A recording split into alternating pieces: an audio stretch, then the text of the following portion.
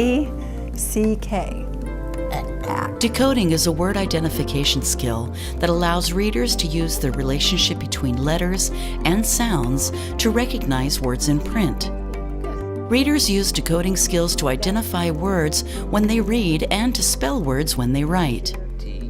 Readers must be able to decode or identify words independently and rapidly in order to read fluently enough to understand what they read.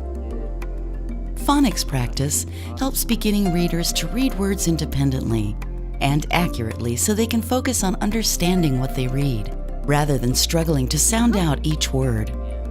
It can be challenging for many learners to perceive the differences between vowel and consonant sounds auditorily.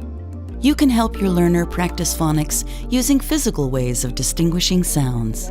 With this approach, you model ways to feel the sounds different letters make by identifying differences in the placement and movement of the lips, tongue, teeth, and cheeks. Then, your learner practices feeling and analyzing sounds the same way. So you know we've been working around the sounds of the vowel when it's in the middle of a word, okay? The A, E, I, O, and U, okay? So let's look at some of those for a minute. So we have pat, pet, pit, and pot, okay? I would like you to do those for me, please. Pat, pet, pit, pot. I noticed that when you said this word, it sounded very much like this word. So, watch my mouth. This is the word pet, P-E-T, pet, pet. Here is the word pit. Do you see how my mouth is just a little bit smaller and closer in the word pit? Okay, so I'd like you to try that. Say the word pet and then say the word pit. And if you'd like, I have a mirror here. You can watch how your mouth goes. Okay. Okay, there you go. Now give me this word first. Pet. Okay, look at how it looks. Go ahead, say it. Pet. Good. Now say this word. Pit. Okay. Pit. Do you see how your mouth was just slightly different from one vowel to the next? Yeah. Good. Okay, so one more thing we're going to take a look at.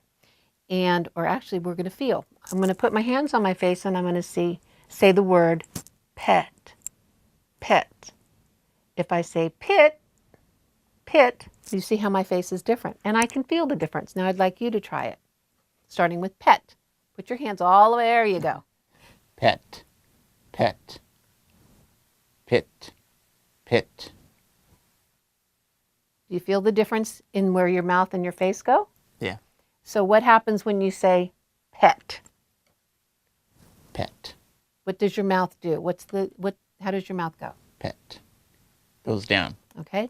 And when you say pit, pit, where does your mouth go? Pit. Pit. Goes up.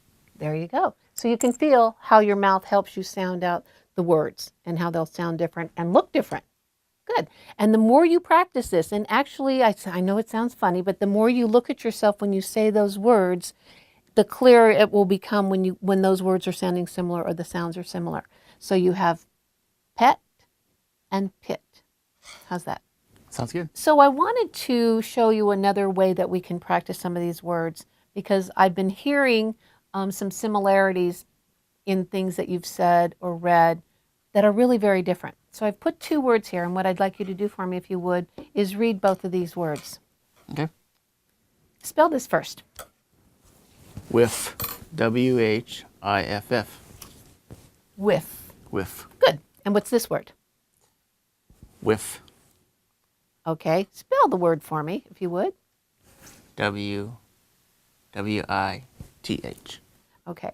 So if this is whiff,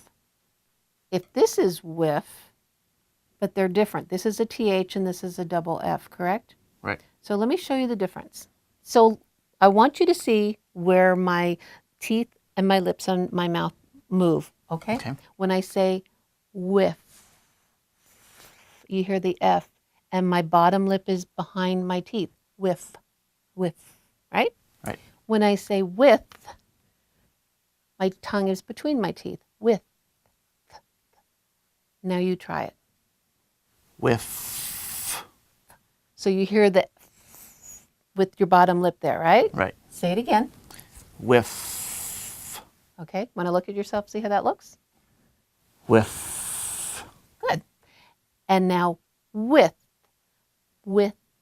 My tongue will be between my teeth. With. Okay, you try it. With.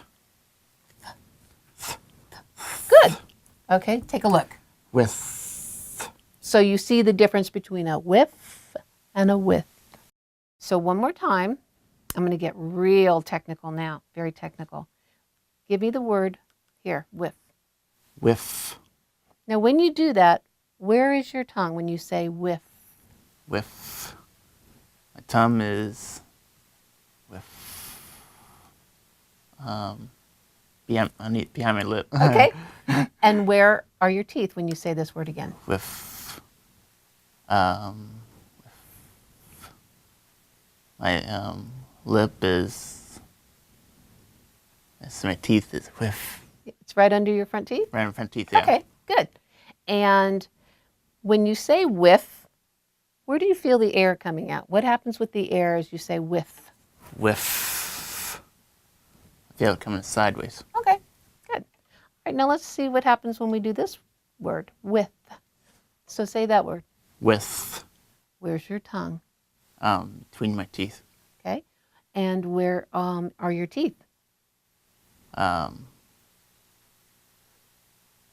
Between. Slightly open? Yeah. With your tongue right there? Okay. Yeah. And what about the air that comes out when you say with? With. With. Come straight out. All right. Okay, there you go. You can help your learner decode unfamiliar words by explicitly teaching the strategies and skills you've just seen. While this type of focused practice should take up no more than 20 minutes of any given lesson, repeated practice will help your learner use them automatically, consistently, and independently during reading. You've seen a tutor do quite a bit of talking when explaining a new strategy. During most lessons, you and your learner would be equally talkative.